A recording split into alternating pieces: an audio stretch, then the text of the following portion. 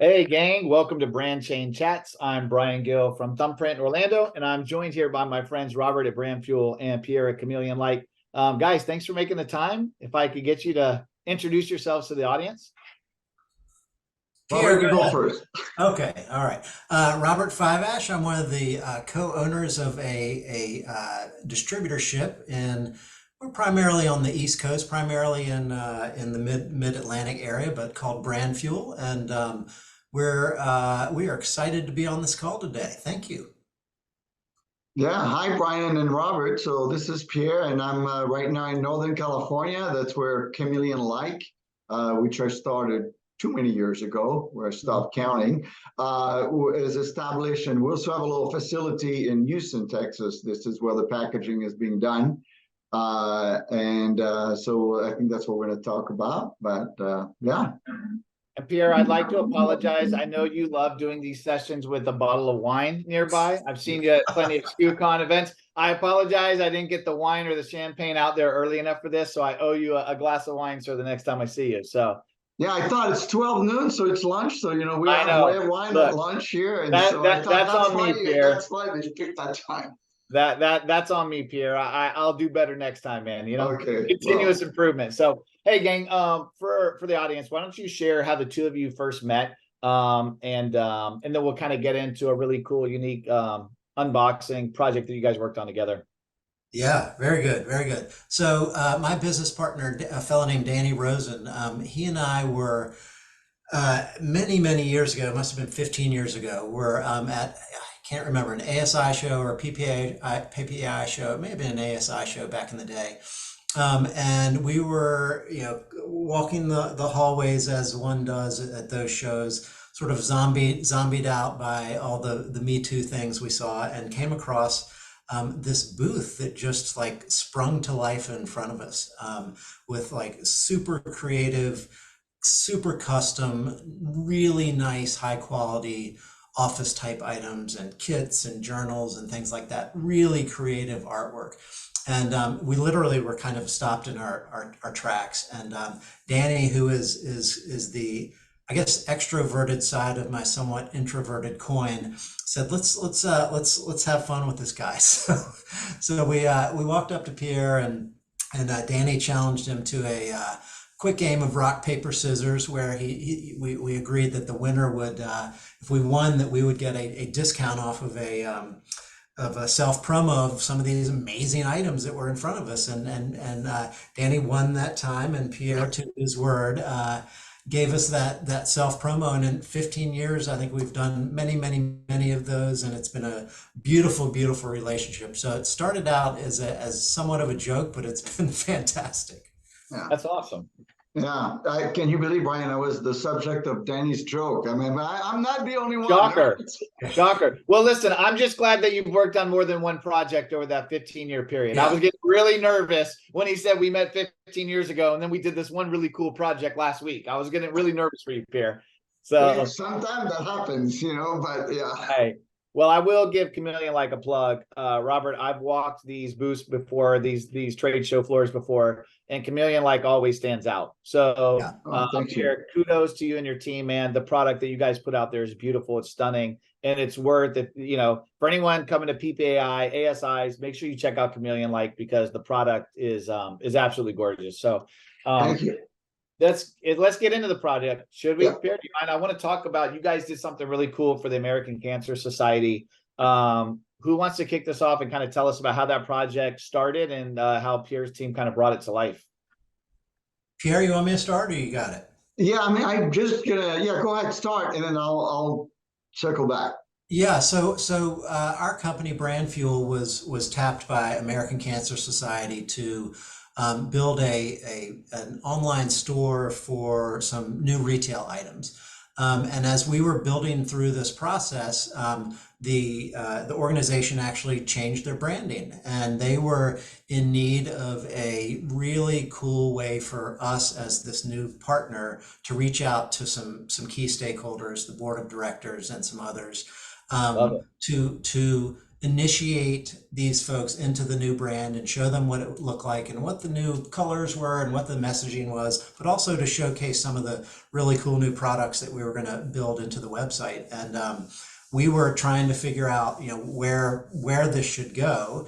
And, Pierre's group has always been at the forefront of like big, huge projects like this, where we need a super creative, super professional partner. And he honestly, he was first of mind. And I think the first thing we did was shoot him over the brand guidelines for ACS, talking about the core colors, a lot of the new, the typography and the architecture of the brand and the colors and the logos. And they went to town. I mean, he asked for that. We got it for him. He wanted to know all of the background story behind how to tell this to the world. And they started to show iterations of this box. And I'll let Pierre get into it now, but they went to town after we gave them some background stuff, and basically they made it super easy for us. We just had to say that. Yeah, Pierre, like, what's the process for you guys? Like, right? Like, we've all been in this as a distributor. We get this really cool opportunity. We all have brand guidelines, logos, right? Fonts, all the stuff. And then we get it over to you. What's the process for you guys to figure out how do we bring this thing to life, right? Yeah, well, it's all about the brief, right? So it's all about the brief, and that I got it excellent. We did a call, and so I was able to ask the right questions. So then they discussed the purpose, so we knew it was for VIP people. And then they said, don't worry, this is not a budget thing. We've got some budget for that, which is a key, key element. Sometimes there's a budget, and sometimes like when we just want to impress.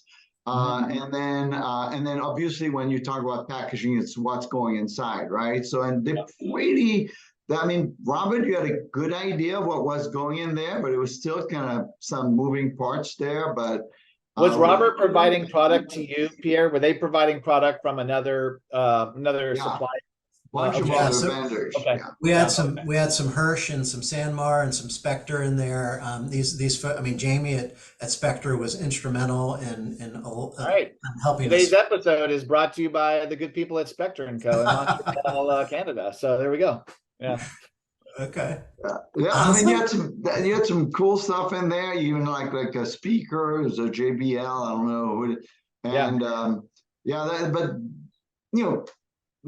I'm still telling the story of the brief, which was the American Cancer Society, and the fact that they wanted not to be like, cancer can be a pretty serious subject, and actually they wanted this to be uplifting. They had very bright colors, and that whole thing was the journey and how, for them, having cancer is not the end of life. You can have a great, and so that we really tapped into that, right, Robert? The colors they want, and then that made me think about something we just did for Google. That was like a packaging was a 2-layer thing. There are a lot of stuff going on in there. And so what we can do in a box, so it's a presentation, we can do a multi-layer box. And then I started sending them some pictures of a project we've done, and we kind of adapted it to that client. Yeah, it really was gorgeous. Pierre talks about the cancer journey.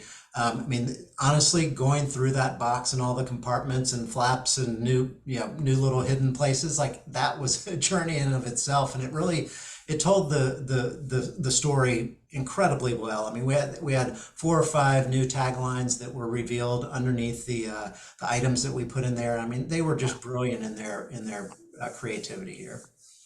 Do you think, question for you, Robert, because I love what Chameleon and what Pierre, the work that they do. Do you feel it's easier once you get one of these projects under your belt, working through one of these with a team like them? Does it feel easier to kind of lead with packaging or to find other opportunities that are creative like this? Because I feel like sometimes it's really easy just to grab a box, throw some product and some crinkle in there. What Chameleon does is very elevated. It's, and it's not for every project. Do you feel like once you get one of those under your belt and you see the outcome, you're like, man, I want to go seek more opportunities out like this that really require this level of sophistication and creativity? 100%. But I will say that it just doesn't mean that packaging is going to work for every single scenario. This worked because Pierre took a personal interest in seeing this from literally the very beginning to from the brief to delivery, and was involved every step of the way. It didn't hurt that we had a lot of budget for it, but my point is, We Yeah. wouldn't trust a project this important to just any packaging company. Like, it's not that it was packaging, it's that it was Pierre and Chameleon like. So that's what did it for us. Yeah, but Brian, it's a good question, because when we talk about packaging, we try to, okay, are you just trying to ship something that looks good, or are you trying to make a presentation, which is the elevated experience? And that's where our forte is. I mean, this was not a huge like quantity. I think it was between 50, 100. Yeah. I want to say the budget just for packaging was about more than $50, definitely. Yeah, it was. It was, and you guys handle the kitting, I think, Robert, right? Sometimes on some project we do the kitting, but we don't have to. It's got it. But and we do, it's when you want to, you're talking about a product launch, or something where there's presentation, something can maybe go viral, on TikTok or Instagram. Yeah. That's where you want to invest. It's not for 50,000 of that, Yeah. Yeah.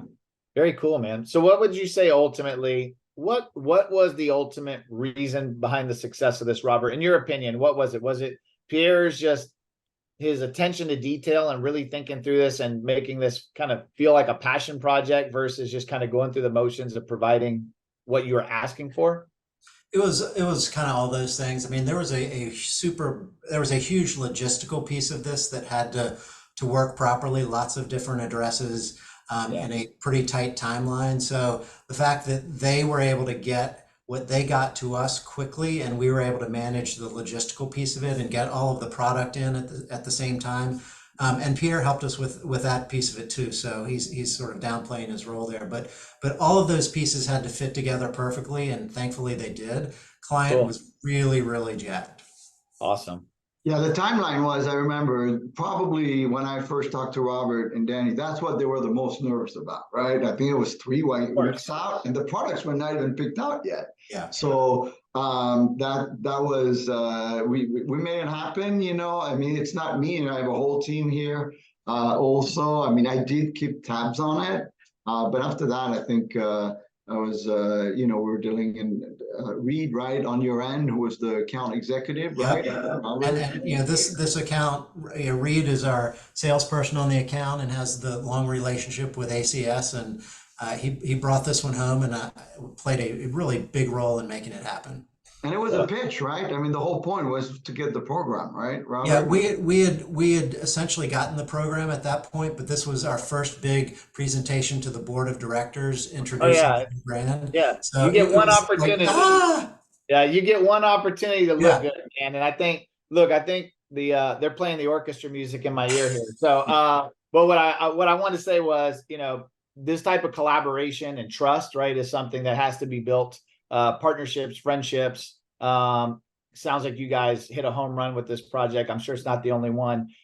We'd love to hear more about it. Real quick, how can they get in touch with you, Robert? Are you on LinkedIn? Pierre, you guys on LinkedIn? If we can people reach out if they have any questions or just want to connect. LinkedIn's a great way. All right. LinkedIn, comments queue. I mean, you name it. Yeah. We'll see. Yeah. Are you going to be at in Austin in a few weeks, Pierre? Yeah, I am. All right. Wine's on me. All right, gang. Okay, great. That's it for this week's episode. Thank you guys for joining us, Robert. Thanks, Brian. Thank you guys for your time, and we'll see you again soon. Thanks, everybody. Bye, guys. Thanks, Joe.